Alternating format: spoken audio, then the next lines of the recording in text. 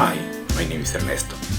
Today I am going to talk about what British people eat at Christmas. Well, as in most places, turkey is usually the main course.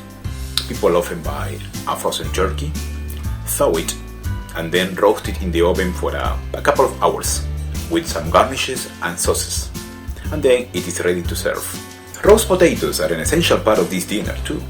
They are put into the oven with some olive oil, some salt and pepper. Her stuffing is the most traditional choice, with large quantities of rosemary or thyme. They also have pigs in blanket. These are small sausages that are wrapped in bacon, and they often surround the turkey when it is served. So delicious. Christmas pudding is a dessert that is made from dry fruit, and it is normally served with brandy water.